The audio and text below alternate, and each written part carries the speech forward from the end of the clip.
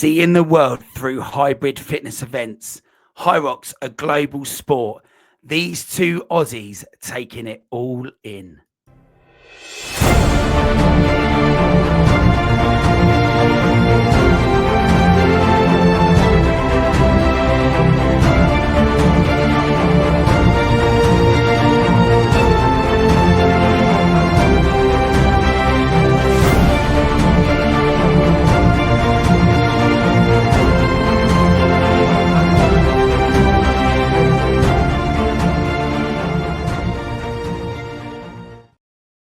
Hello and welcome back to On the Rocks podcast with me, Coach Marshy. Hope everyone is well and hope you've been enjoying your HYROX and hybrid fitness season so far.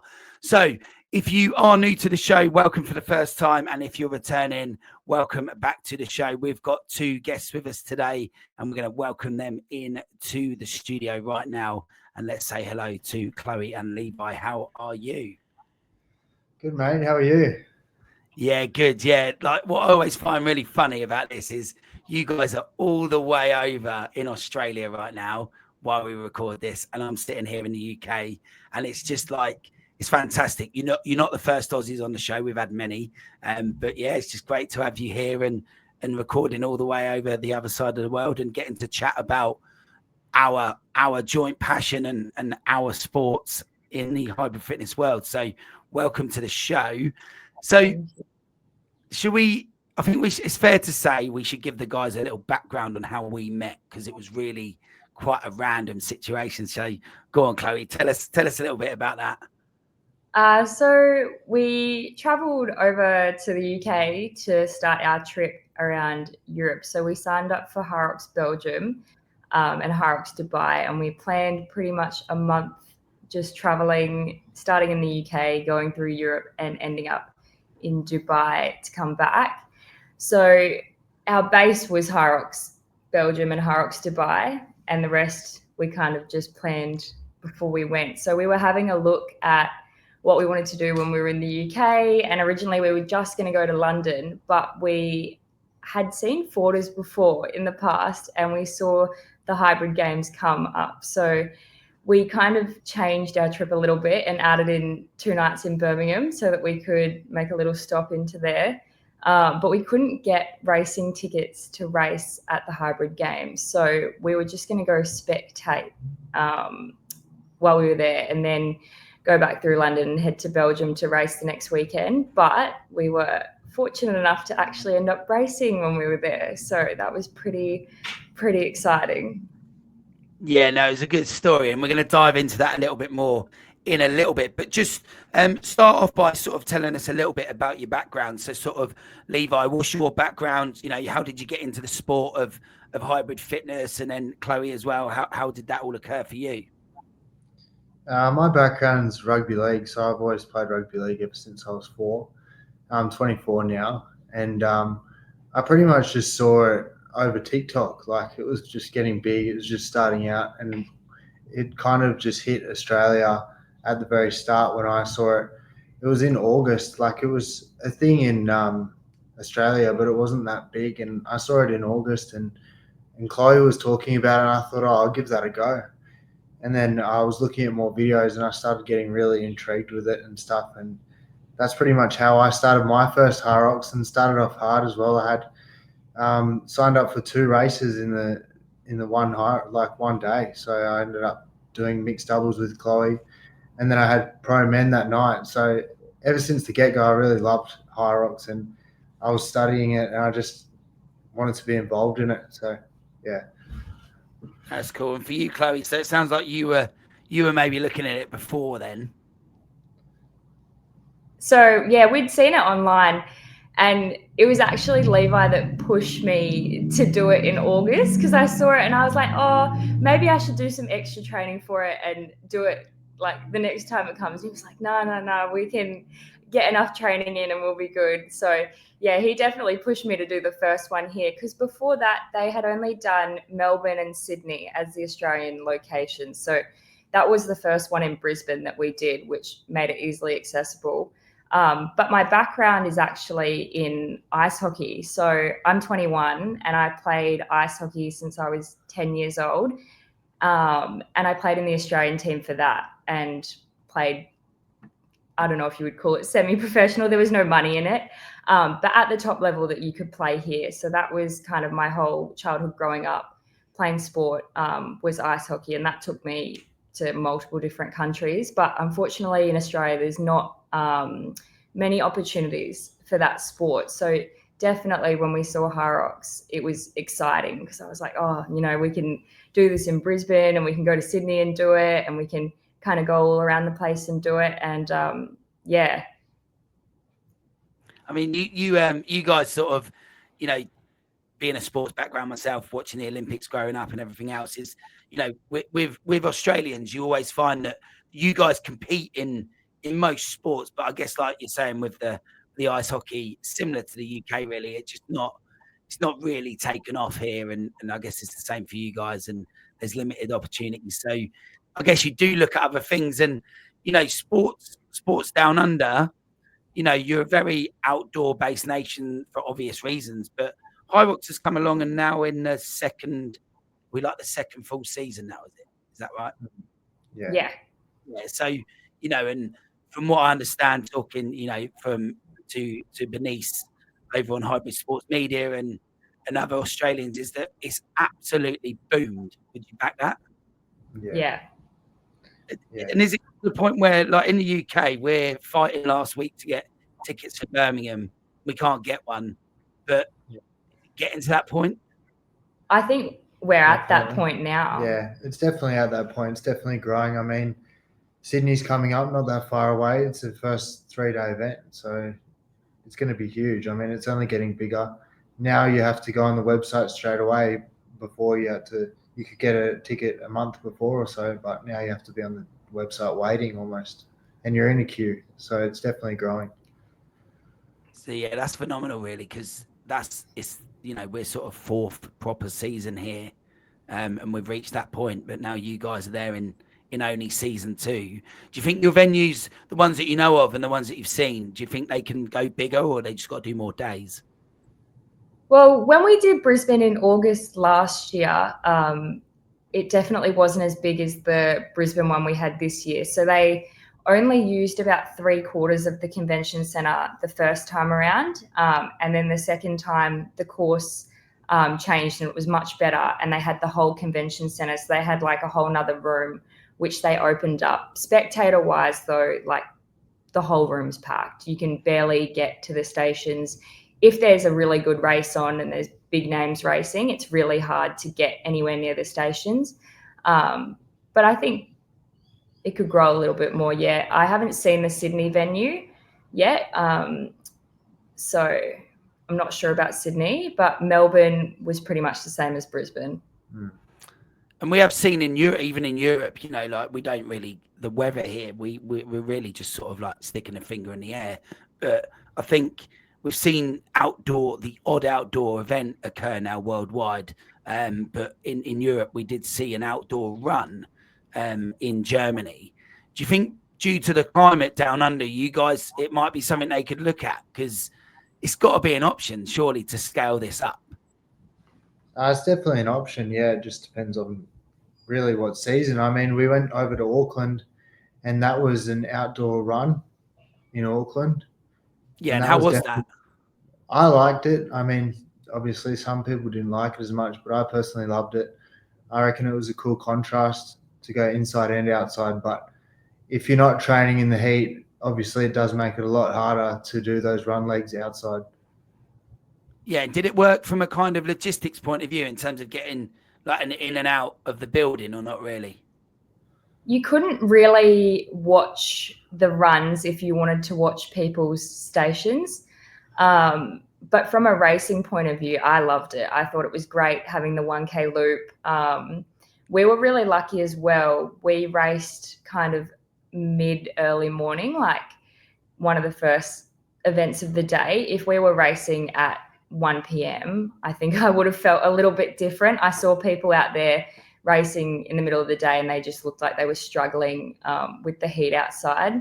and then you race solos in kind of the late afternoon, evening, and it was hotter, but it wasn't too bad. But the viewing point of view wasn't that great. No, I mean, you either had to be outside or inside. So, I mean, there's definitely room in Australia to make a full outdoor course. So I wouldn't be surprised if we do eventually see it, and it's something that would go massive, I think. Yeah, and I think, worldwide we're starting to see how often HYROX is on. I mean, now you won't just have one event happening, you have multiple events happening in different countries on one weekend. I think we're going to talk about Dubai shortly, but that weekend, for example, there were 3 massive venues worldwide, that had HYROX, and including Warsaw, that was a new concept in a stadium, which again, that might be something for you guys over in Australia to have one day, like a stadium event. We've got one in the UK coming up, and I think if that model works, who knows what will happen with hybrid events. But I think now, the Auckland one seemed to be massive over in New Zealand, and obviously that was the first time, and you guys travel there. So just to give perspective, most people would understand, but they necessarily won't in Europe. Some might not. That we would fly from England to Spain to do a HYROX because it's like an hour or 2 on a plane. Is that similar for you guys going to New Zealand then? Yeah, pretty much. I think it was 3 hours on a plane to Auckland, about 3.5 hours. So that could be classed as like a local event for you guys to access. Yeah, New Zealand is the next closest place for us to go. It's quicker for us to actually get to New Zealand for a race than to go to Perth because it's on the other side of Australia. That takes about 6.5 hours. And then the next closest would be over in Asia. Which would be how many hours? To get to Asia, about 8, I think. Depends. Or if they had one in Bali, it would be a bit different, but they don't. So it'd be like us going across the pond to the US, I guess. So would you say it's now more accessible down under than it? Do you feel like it's accessible, or do you feel like you're going to need more? You can always have more.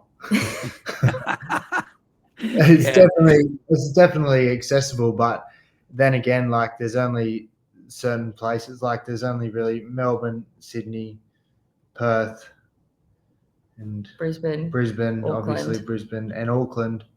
But if you're someone that's right into it, you do have to travel for it. So if you did have the outdoor courses, it would be cool.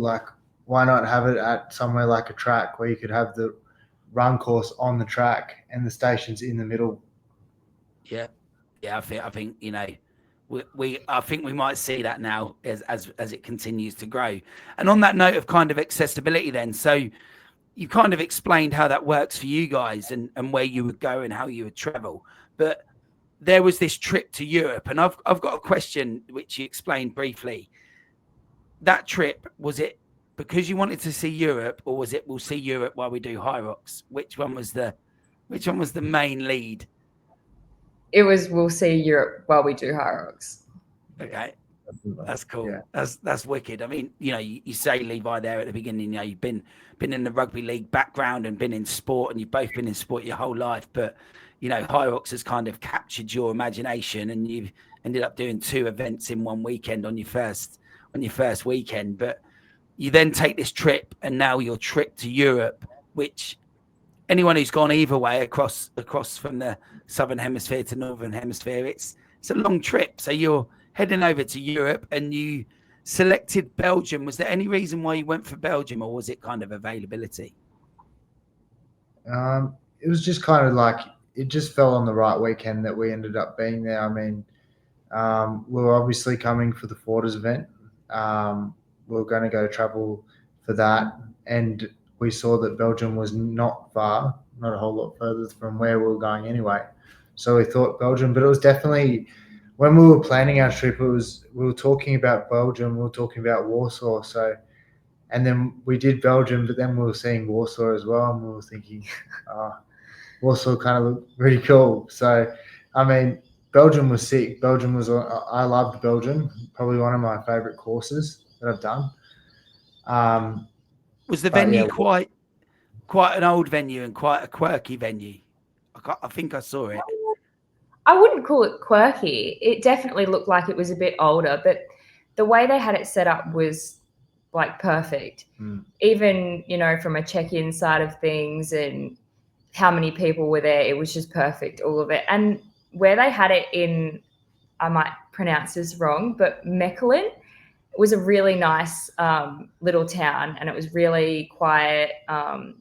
Something totally different to what we were used to. When we arrived there, we were like so surprised compared to the other countries that we'd been to, that like how different Mechelen was, and like everything was like, it was like old, but everything was kept so well there. Yeah, I mean, like, I think what you're saying is like all of ours that we've got here in the UK are all in the big cities and like the big well-known places that are quite busy, but and probably the same for you guys in Australia as well. But like, yeah, I mean, Belgium, I've never been, but I've been to sort of like its surrounding areas. Like I've been to Holland and stuff, and you know, they're always, the heritage is really important to them, and they're it sounds like you're not the only guys. Actually, there were people that wrote about this on sort of Instagram as well, and said it was like a really kind of like almost more tranquil than like you would normally get in any sort of situation with HYROX. And was it a bit like that? If you went out of the venue, it's just a bit more relaxed than not 100 miles an hour. Oh, definitely. Like you could easily walk outside the venue to do your warm-up run, especially because we started our trip in London and we were staying in Soho. It was so busy and there were people everywhere. And then we got to Mechelen and everyone was just riding their push bikes around. There was no one there when we got there, kind of 2 or 3 days before the race. And then come the weekend when the race was on, the town was packed with people, obviously because of the HYROX. But yeah, it was a really nice environment.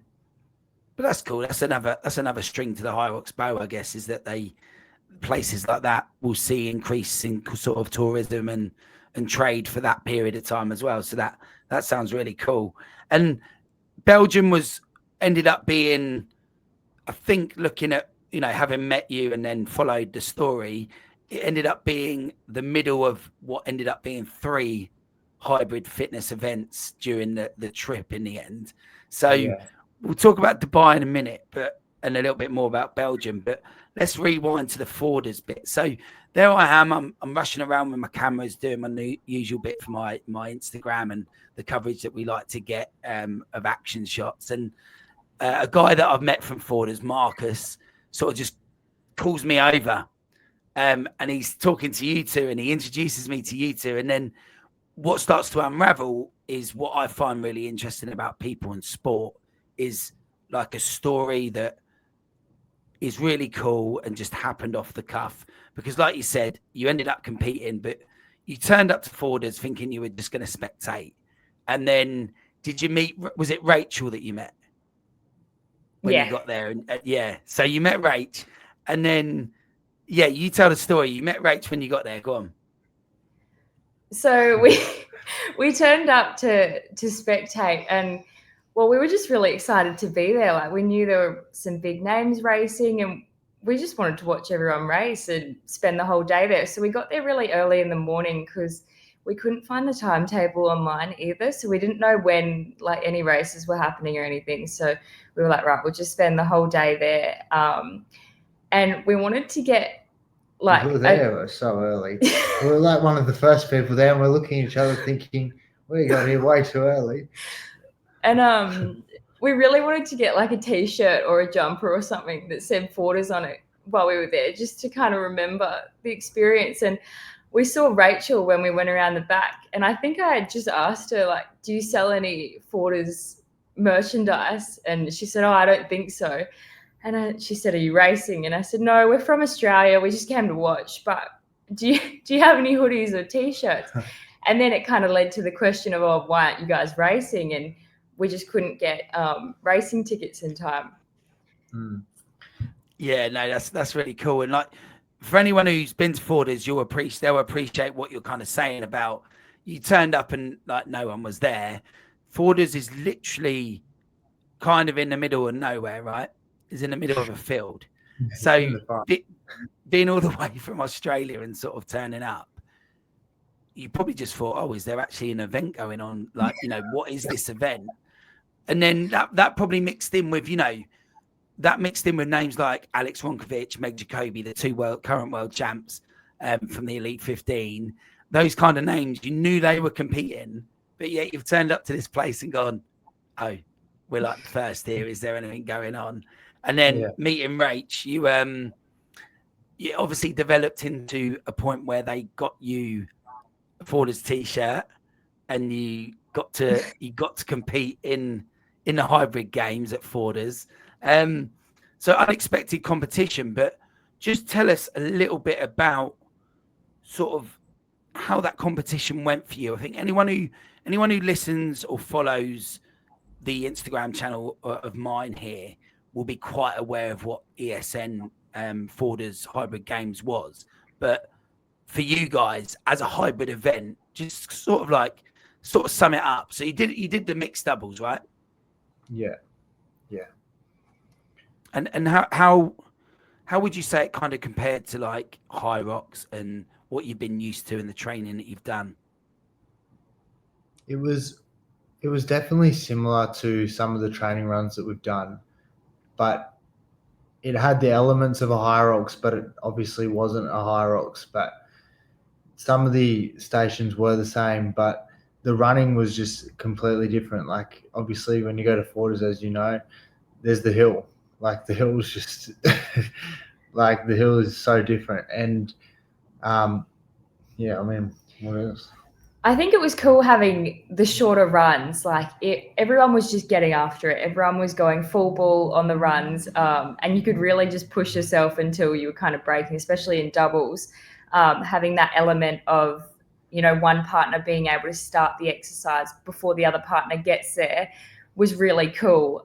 We didn't really have much of a plan going into it, other than you get there first and you can start, and then I'll finish. But that was really cool. And especially the whole setup at Forders, how you come down the hill and you get this momentum and you come around the front kind of as fast as you can because everyone's standing there watching you. And then you hit the uphill bit and there's still people there kind of cheering for you. So you end up just going full ball the whole time. Like, you can't pull back. What we loved about it was, what we loved about it the most was probably the amount of people that were getting around us. Like, we only just got there that morning, obviously from Australia and stuff like that. We didn't know anyone, and we felt like we were a part of the gym, and it was definitely the biggest highlight of probably Europe and UK. So yeah, that's really cool to hear. And I'm sure you know, I don't know if you fed that back to Darren at all, but you know, that's really cool.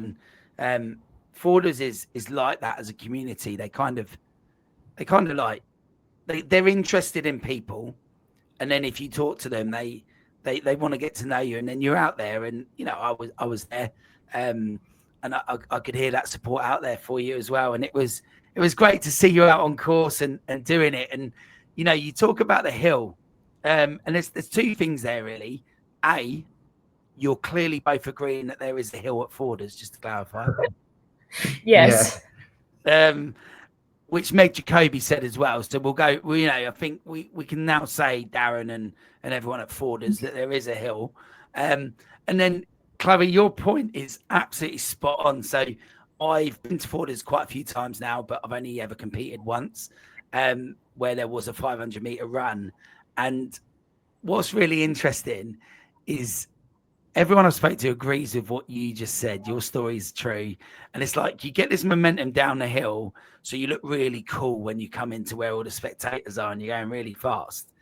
And then it's like full send up the hill because of that momentum that you talked about and people still being there. So you want to look good going up the hill. And then what we find is that people get around the corner and there's this perception that people then slow down because they've got out of sight, out of mind and all of that. Would you say that like that recovery was true for you as well? Or did you just keep sending it round the bend there? Well, there was actually a really lovely lady named Nikki who was standing up the top of the hill. And every time I came around, she was going, go on, get after it. So there wasn't really a point that I could kind of slow down when no one was looking, but it was good. I was looking at my times after the race and I was like, wow, I didn't actually realize I was going at that pace. But I can see why, because I think everyone at that gym just sends it. I was definitely hiding around the back when we weren't in the crowd. Yeah. Yeah, I've been guilty of that, definitely. And, you know, you sort of talk about the level of athletes as well, and sort of talking about forwarders. Do you think if that was like, it's a unique gym, definitely, but imagine having that to train at, that's got to be an advantage. Like, especially in the UK, we don't have many venues where you could get outside in all weathers and all conditions and all seasons. But they've got like it's lit. That run is lit, so they can run around there at any time of year. You know, that must give those guys an advantage because they've got the actual facility to run without having to worry about traffic or anything like that. So, would you say it'd be a good place to train generally? Do you think? Oh, definitely. Definitely. 100%. I mean, in Australia at the moment, we're training out of 2 gyms just to get the full HYROX experience. So, and we don't have the full HYROX experience out of the 2 gyms that we go to. But I mean, a gym like Forder's, you have everything really. So it's great. Yeah, and on that note, Levi, actually, you bring up a good point. You're having to do 2 gyms and you haven't got the full experience yet. Do you think that's going to change in Australia? Do you think people will start to like create these venues? I definitely think that it would be a smart option to create venues like that. The way HYROX is growing over here, like it would be silly not to eventually. But I mean, like look at the gyms, even Meg Jacoby's partner, like the new gym that he's opened up as well. Yeah. And like that'll definitely start getting bigger over time, I think, and it'll definitely start coming over to Australia and stuff like that the more it grows. So. Yeah, and I think as fans of the sport and participants and athletes, do we want it? I think we want it, don't we? Definitely. Yeah. Yeah, and so going back to forwarders, obviously ESN and the whole setup there on that day, they did really well. And the actual assault bike to finish, it's a bit harsh, right? Chloe? That is my least favorite exercise. That was my one thing I said to Levi before the race. I said, when we get to the end, you may have to take the lead on the assault bike a little bit, which he did. So I was very happy about that. But yeah, that assault bike is deadly. So Levi, did you run around there and get on there first then? Yeah, I got on there first, yeah. But it was definitely a full send on there. I mean, the assault bike, no one really likes the assault bike. Do you like burpees more or do you like assault bike more? I'm not sure. And then it was 1 lap to finish, right? Was it 1 lap to finish? Yes, I believe so, yeah. That was the best part of it. I think the 1 lap to finish straight after an assault bike, I mean, that's a good finish. So yeah, it's a real different test, right? Rather than just running up the ramp at HYROX.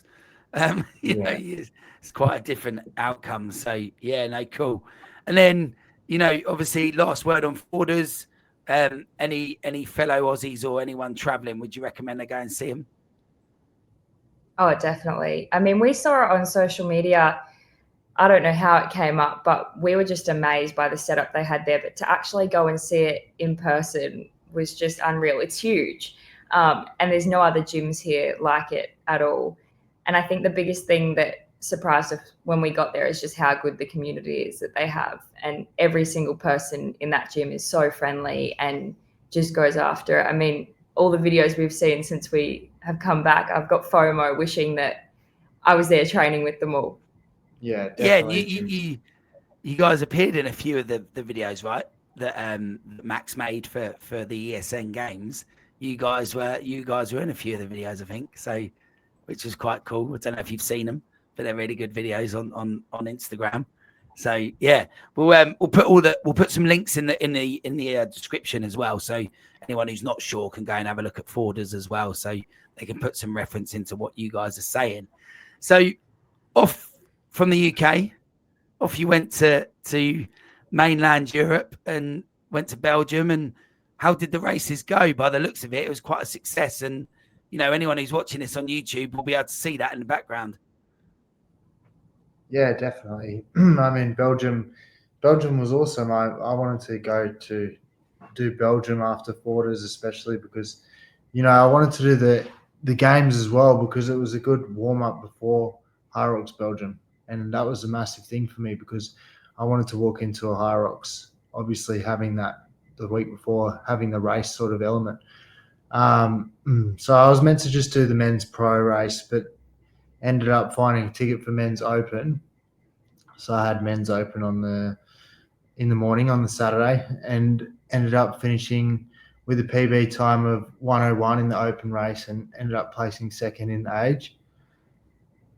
And then the men's pro as well ended up racing in that and ended up finishing second in the age as well with a time of 1:05, which was a PB as well for me. So I was pretty stoked with that. With World Championship qualification from there as well, I guess. We both already had qualification spots, but it would have been, so that was cool. So they would have rolled down for someone else, which is always good to help others. And for you, Chloe, Belgium? Yeah, Belgium went really well. For me, it was a bit of a tester. It was my first pro race. So I've only ever done mixed doubles and opens before that. And I got my world spot through an open race. So for me, it was a big test to see how the jump to the pro weights was going to affect me because I had no idea what sort of time it was going to take me to finish. So I did a lot of work on the heavyweights before going over, and I originally had an open ticket, so I ended up keeping both. And I did my pro race first, which I was happy with, but there's definitely some takeaways from that. The wall balls were just brutal. I was not prepared for the jump from the open race to the pro weight wall balls. They took probably double the amount of time I expected them to take. But it was good going in the next day and having opens. I set a PB in the open race the following day, and I think I finished 6th overall in both. 6th in the age group in both. Cool. And that jump up, have you been putting a lot of work in since then with those take homes? Definitely, yeah. I mean, everything else I was happy with, the sleds and etc. And it was just that one thing at the end. I ran into the wall balls and I looked at my watch and I was like, oh, I'm on track here. If I can get them done in under 5 minutes, I'll be pretty happy. And yeah, I was in there for about 7 minutes, I think. Yeah, it's I mean, Levi, obviously you've done more pros, I guess, but it's definitely something that whoever you are, that first time, I think we'd all agree that first jump from open to pro, you definitely get a few smacks in the mouth or whatever, just to go, oh yeah, now I need to work on that a little bit more, and that station that I thought I was good at, perhaps I need to work on that a little bit more. Like, for example, for me, I don't know what you guys find, but like a sled pull in the open is my strongest station, and I'll actually do really well in the rankings on that station. You put me in a pro and I'm shocking at it. So, I don't know if you guys have found anything like that when you jumped, but it's always interesting to hear those stories, I think. It's good though. I definitely wanted to experience that in a normal race and not at the World Champs. So that was kind of the goal for it. And I've got another pro race coming up before World Champs. So I'll have a chance to kind of redeem myself and do a bit of training before then and see if I can fix some of those little things up. And then the next one will be Worlds. And obviously up until this point, including Chicago that we're about to go into, there will be situations where people have never touched a pro weight before they do Worlds. Do you think the new rule for next year is the right thing? 100%. Yeah, I think so, yeah. Yeah, I've not found anyone who's disagreed with that new rule change, to be honest. I think it just seems logical that you would already have done those weights before you take part in the World Championships with those weights. But, and what you've just described there kind of backs that all up as well about, jumping up from, imagine if you just turned up in Chicago and you've never touched a pro sled before, there won't be many people that won't have trouble with that.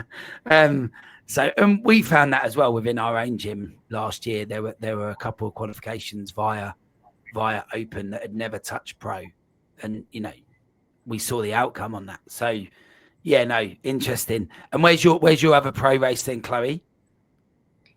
So we're doing Bangkok, which I believe is in 3 or 4 weeks. 3 weeks, yeah. Are you doing it as well, Levi, as well, yeah? Yeah, so I'll try and qualify in the men's doubles. So I'm racing with Chloe's dad in the men's doubles, so we'll try and qualify as well for Worlds. We're in what age group are we in? Me and him? I think you're in the 40 to 49. Yeah, 40 to 49 over in Bangkok. So we'll try and just slip the race in before and then try and get a world spot. So you two as mixed doubles haven't qualified for Worlds, or you have? No, we just missed out in Dubai by 13 seconds, but it was a last minute race for us. We hadn't even planned to do mixed in Dubai. We only got the tickets like 2 weeks out, I think. A week or two out. They released more tickets just randomly. So we kind of thought our mixed doubles was done in Brisbane. And then when we saw more tickets, we just couldn't help ourselves. But yeah, we just narrowly missed out, which was probably partly on my behalf. I was just so sore from racing in Belgium the weekend before. I thought I was good going into the race, but when I started the first run, my legs just felt like they had nothing in them. And at the risk of going off on a tangent here, I'm going to ask you a question that I'm intrigued. There's a reoccurring theme here as we've gone through about like last minute tickets. Do you think in the HYROX world, with the way HYROX is and the demand, it would be quite an efficient thing to sort of stay at a certain level of fitness so that you could jump into events? Do you think people are going to need to do that? Oh, definitely. I think you should just keep training for it. If you can't get in for one event, there's probably another event a few weeks later if you can easily access, one at another place. But I don't think in HYROX there really is an off season. I mean, we're doing Worlds and we've got Sydney 3 weeks after Worlds, I think. So there's not really going to be any downtime between then. It's just about keeping your recovery as good as you can and getting ready for the next race. Yeah, because I don't know if Bangkok's one of them, but I know that Wales, our new Cardiff event that we've just had thrown in, if you qualify for Worlds, you get to choose whether you go to Chicago or the 2026 one. Is that the same for Bangkok? Yes. Yeah. Yeah, see, so they've not even got a defined sort of, like you said, there's no defined season anymore. So, and I guess, your location in the world is going to dictate what we can do, right? So, if your Sydney event, which will be one of the biggest in the world, I'm sure, if that's 3 weeks after Worlds, what choice have you got? You're going to want to compete there, right? You're not going to want to miss out. Yeah, definitely. And in terms of... Go on. Sorry, I think they tried to space out the Australian ones better this time because previously we did, when we first started, we had Brisbane and then Perth was 3 weeks later and then Melbourne. So they had them all right after each other and then kind of nothing. So this year they had Brisbane at the start of the year and they've got Sydney right after Worlds. And then I think 2 months later is Perth and then in December is Melbourne. So they've tried to space them out kind of like 2-3 months apart from each other. Yeah, no, that's really good. I did have that conversation on a previous episode actually about there being that first season was really condensed, and I sort of went away and thought about it and wondered if that was like HYROX and logistics with like personnel needing to travel to Australia to train up people to become certain roles, and now maybe you guys have got lots of ambassadors and representatives now, and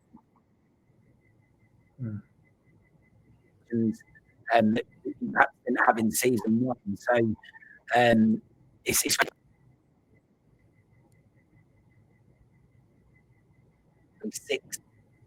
qualification, you might be able to actually have some sort of strategy. I don't know how far you guys think ahead, but we kind of got a strategy for that or not. Sorry, you cut out a little bit before. What was the question? So for the 2026 world champs, have you got a strategy in place to get a qualification for that? To get a spot for the next world champs, not really, just go to as many races as we can and do as best as we can. I mean, even if we have the world champ spot already, we love racing. We can't go like months just training and not racing. I think it's good to keep racing so you can see how you're performing and what you need to work on. And you kind of can't pull back on something, because if you just because you get good at burpees, you know, and then you go on to train the next thing, you shouldn't stop training burpees because they're just going to go backwards. So I think it's good to keep racing so you can see how you're going. And that keeps will you in form as well. Yeah. I think it keeps you in form. I mean, if you haven't raced in a while and then you just walk into a race, it's a lot different than just training, obviously, on your own. So yeah, no, I completely agree. I think the use it or lose it term when it comes to burpee board jumps has never been so true, which I'll vouch for, and I'm sure you guys will, and everyone that's listening will vouch for that. If you've done a HYROX, it's something that you need to do. And so between now and Worlds, so on recording here, we've got a few weeks yet until Worlds, but what's the prep like? What you putting in place? You doing anything different, or you just kind of continuing with the main training? going to Worlds, I've been adding a lot more volume to my training, a lot more hours in, trying to get in as much as I can, trying to build base up as much as I can before Worlds. I'm hitting between 80 to 100k a week of running. Nice. On top of the HYROX sessions and the strength sessions as well. So it's going to be a decent taper. There won't be much of a taper before Bangkok, just because the main goal is Worlds. But yeah, I mean, it'll be a decent taper before Worlds because of all the hours that are going in now. So yeah. And for you, Chloe? Yeah, just fitting in as much training as we can at the moment. Obviously, we're still a few weeks away, so we can still afford to, you know, put in really big weeks of training. Most days have been, you know, double, triple training session days. So just keeping that going until we go to Bangkok. And then when we get back, we only really have less than 2 weeks until we leave. So it'll kind of be squeezing in probably another week of big training. And then just carrying it forward until we get over there. So there's not much that we can do drastically between now and Worlds, you know, with the trip to Bangkok, but just getting in as much volume as we can and just practicing all the stations and making sure everything's to a T. Yeah, so interesting point you make there. So us Brits going to Chicago will gamble because of the time difference working kind of in our favour. With the time, the sort of 5 to 6 hours, depending on where we are in the year. But that time difference for us works in our favour going to America in a way. For you guys, how long before Chicago will you arrive? I believe we're leaving sort of a week before. Yeah, and we have to go through Los Angeles. So we'll fly into there, spend a night there, just sleep, and then go to Chicago the next day. So I think we get there kind of 3 days before the event, sort of thing. We just had the big trip to the UK and Europe, so we didn't want to be away for too long this time, but just enough time to kind of get settled. I definitely think when you get off the plane, your body doesn't feel very great. So it'll just be about getting in some light, you know, shakeout runs and shakeout sessions before then. Yeah. So you talk about high volume of training at the moment and where you are.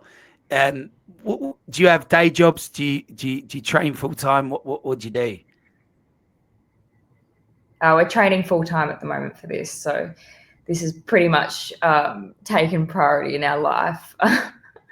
And if we're not training for HYROX, we're at home watching videos about HYROX or talking about the next HYROX. Yeah, no. And you know what? I love that. And like absolutely keep owning that, because I think life's very short, and you've both been at a high level of sport, you know, you've both been into sport your whole life, and life's too short to not like go for the things you want, right? And training full time for something like HYROX is starting to develop regularly now across the world. People are making those choices, and it's quite refreshing, to be honest, to hear you guys say that when I ask that question, because at your sort of age, would I have done that? I don't know, but I might have wished I had have done if there'd have been something like this back then. Things like this weren't around when I was at sort of your ages, but to hear you say that you're basically all in, right? If you're not training, you're watching it, and I'm obsessed like that as well. And I'm sure it drives certain people mad, but that's up to them. We'll let that be their problem. But I think to hear you guys say that is really cool and exciting. Like if you could, would you choose to be a full-time athlete? Yeah, 100%. 100%. Yeah. I mean, we've both stopped I'm not playing ice hockey anymore, and Levi's not playing rugby anymore. And if you asked me a few years ago, I probably would have thought I'd be playing ice hockey for a lot longer. But HYROX is it's too exciting, and there's too much potential to grow. I think that's the biggest thing. Like where I was in my sport, there wasn't many growth opportunities in Australia. Whereas here, obviously, you can always get better, and there's always people that are doing better than you. So there's no limit to how much you can put in. And I think that's really exciting, because what you put into it, you will get out of it. So we're just trying to put in as much as we can. And it was good as well, because we obviously discovered HYROX coming from team sports, and HYROX is you're all on your own at the end of the day. You make what you want of it, and whatever you put in, you get out, sort of thing. So, I mean, you don't deal with any controversy and stuff like that at all. I mean, it's all up to you and your training and how much you put in. So that's what we loved, because it's all relies on us at the end of the day. So. Yeah, that's an interesting point. It's anecdotal, but I feel like it's common that a lot of us team players, team sports people are in HYROX. Do you think the community's got something to do with that? I think the community at HYROX is, unbeatable. I don't know, it's just huge. I mean, I've met so many more people, through HYROX than I have any other sport or, through anything else. While I'm in Bangkok, I'm racing in a relay team with a girl that I met in Hong Kong when I raced against her. So it's just amazing, like the sort of friends and stuff you can make around the world and in the gym. And we find that whenever we meet people now who know what HYROX is, even if you have nothing in common with them or you don't know them, you can start a conversation with them. You can always talk about HYROX.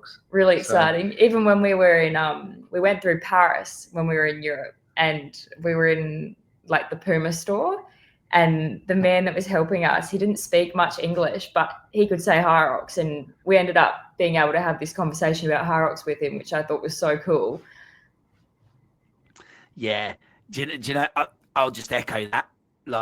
I'll say exactly what you just said. I think that is exactly what a lot of people are probably getting from HYROX as well. Not just the competing part, but the community side. And, Mo and Christian, they've changed a lot of lives, inventing this sport. And sometimes I ask the question, and I'm going to call them out on it as well. I don't know how aware of it they are. They had a pinch me moment. They did a little promotion thing in Paris. I saw on Instagram. They did pinch me, is this real 7-8 years later? But what you've just described, that's impact on people's lives. And sometimes I don't know if people are quite aware, people that don't do HYROX, or even some of the people that invented HYROX, I don't know if they're aware just of the impact that they have had in a positive way. Because let's be honest, we're all obsessed with something, we're all addicted to something, and in a lot of cases that can be really negative on people's lives. But to be obsessed and passionate about HYROX the way you guys are, the way we are, like Carol, who I don't think she was there at Forders, but I don't think I introduced you. But we're obsessed. We're obsessed with this. And it sounds like you guys are similar, and you can walk into a Puma store in France and you can have a chat with someone who can't even speak the same language as you. That's just what an outcome. And I think it's really important that people acknowledge, and this is what this podcast is about, is that community and what HYROX is. It's just not all about. It's not all about the Elite 15. There's a lot more to this, but we actually love the Elite 15 as a sport as well, right? Yeah, definitely. But like you said, there's a lot more to it than that. I mean, we've met great mates. We wouldn't be on this podcast right now, potentially, if we didn't come over and meet you, mate. So, I mean, and people like Marcus, like people like Max, people like Rachel, people like Darren, like just people like that in general are just so nice. And even in Australia, like the amount of people that we know turning up to a HYROX now is just crazy. And when we even go travel overseas, like Chloe said, like she's racing with someone that lives in Bangkok. So, I mean, it's just cool, right? It's just a cool concept. I love it. And, like I'm going to Chicago with some of my team to be there as their coach and support them as a coach and friend. But I could just go by myself, and all I would do all weekend is spend time with people that I've met and know. And for me, that's a great concept that I think in a world of social media and everything else, people talk about all the bad, but what about all the good? Look at all the good that's occurring as well. We've just explained it. And, like you said, meeting the guys from Forders and meeting you guys and having you on the show, it was just, as soon as I met you, I was like, these guys, I've got to get these guys on. Like, we're having a chat with these guys, and you're like, oh yeah, if you ever come down under, there's always a place to come and stay. And, I've got a friend in Sydney, and with some other events that are starting to take off over there. I think, a trip over might be on the cards at some stage, but we'll have to see. And my other half will be listening to this at some point. So, I'll have to be careful what I say with 2 kids as well. But so I've got a question that I think is on a lot of people's minds right now, and you haven't got to look very far to see this, but talk to me about you Australians in the HYROX space, not as mass participants, but as the elite level as well. Because from where I'm sitting, being a big CrossFit fan since day one, and knowing all about Tia and Ricky and those people, and now I'm looking at what JK's done at elite level in HYROX, and now Proven coming on board. What is A, the perception of you Australians that are into this, and B, what do you think the outcome is? Do you think it's Australian dominance? Well, I think with the more like events they're having here and the more kind of elite athletes that are coming over from other sports, you're going to see more Aussies in the elites. There's now James, Tom, and John in the elite 15. So 3 Aussies. And I think there will be some quick girls as well coming out of Australia. I think a lot of people at the moment are doing doubles and stuff, but maybe now with the rule change, with the pro weights for world's qualifications, there might be some more girls kind of doing the pro races, and you'll start to see some fast people coming out. But having people like Tia and stuff come over is just going to make even more people want to come and do HYROX, because there's just this mass following of fans, that love what they do. And it definitely motivates a lot of people to want to give it a go. Yeah, you definitely see a lot of triathletes as well are coming over. A lot of triathletes, a lot of ex-Ironmen. All the people that would follow Tia from CrossFit are most likely going to come over off her influence. I mean, if you look up to someone, then it could definitely grow. I think that a lot of CrossFitters are definitely coming over to HYROX. Yeah, I mean, I was buzzing when I saw about Tia and Shane and Proven doing what they're doing, because I've followed that journey as a fan. And then when you're in something and you've been in something a couple of years, and then someone that you've sort of idolized and been inspired by comes over to that sport, that's just like a dream come true as like a fan of the sport, let alone what it will mean for HYROX. But if you were picking a relay team for the international mixed relay, who would you put in it? Let's assume that JK's the captain and that he's going to choose it. So let's assume he's in. Who are the other 3? I mean, you've got to put Joanna in it, I think. I think that's a given. And then I guess you've got Tom Rogers and you've got John Wynn. So I don't really know how the two of them match up against each other, who would be the better fit in the relay team. You've also got Jess Petro as well, who's a big name. I'm not quite sure how many other Aussies are going to Worlds name-wise, but I think they would definitely be the biggest picks. You've also got Tia and James, they're doing mixed doubles. So both of them would be really good options as well. Further than that, I'm not sure who else to name that could be part of the team, but they would be my biggest picks. Definitely James and Joanna, though. So yeah, no, I agree. And you people were excited last year about the relay. It was a real spectacle in Nice, and it was a really good night. And obviously we won. I don't think we've got much chance this year. We've got some great athletes. Don't get me wrong. No, you know, any of you guys that are listening, you're great athletes. But I'm looking now, and in 1 year, in this elite relay, whoever you guys picked, you've got to be in with a shout of winning this. Like that relay you watch when you go. Were you in Nice or not? You didn't go to Nice. No, we wish. But like you watch when you go to Chicago. That night, that'll be a big night, and the buzz. That buzz was nearly as big as the actual Elite 15 race, if not maybe it was bigger. I don't know, but it felt huge and it was really competitive. But this year, that's going to be something else. It's going to be on steroids. And you guys as Aussies, I would back the Australian team, whoever they are, to win. That's my pick. You will win the relay this year. Whoever is in that team, that's my guess.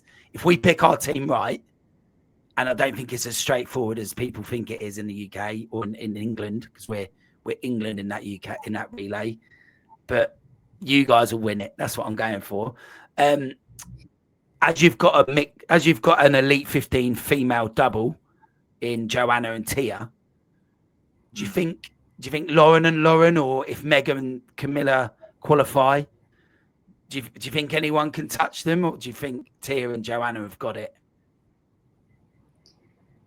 I'm a big fan of Meg, so I'm excited to see what Meg can do with her comeback. I mean, she looked really good at the Fortescue event. Tia and Joanna are going to, they're a great combination. So it's hard to pick, because I think as well, it really depends how the athletes show up on the day. Like, you can have a good day or a bad day, but I think that they're really going to push each other to see some quick times. So it'll be interesting, because by the time this is out, whenever this, on the release day, that Megan and Camilla will have raced by the time this is out. So it'll be really interesting. And I think we're talking like we're assuming they're definitely going to qualify. So,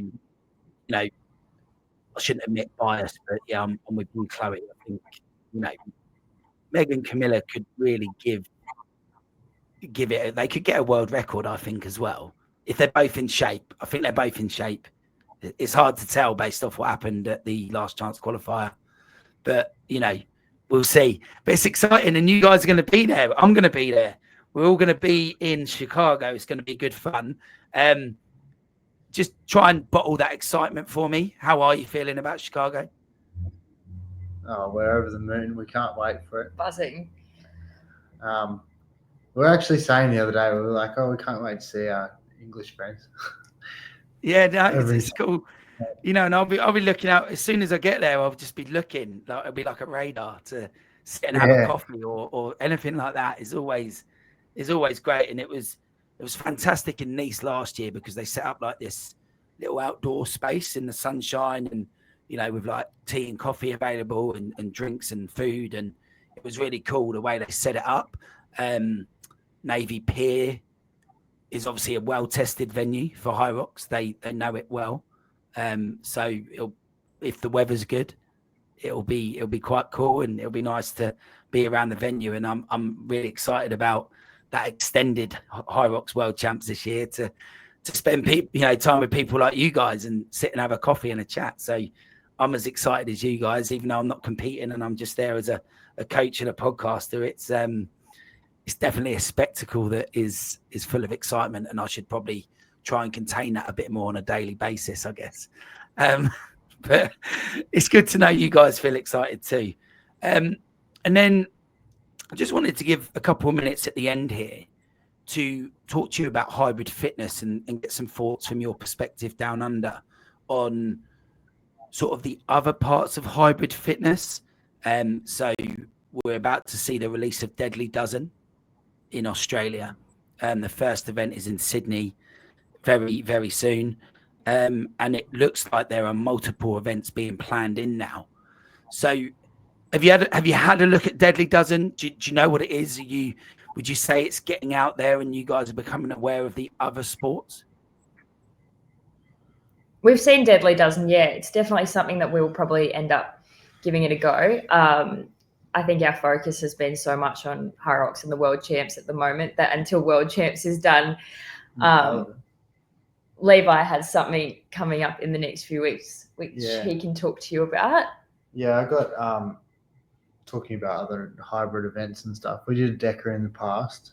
DECA, what was it? DECA Strong. DECA Strong. We did that at in Sydney, and then I've also just signed up just for an extra little race because why not? Because I love racing.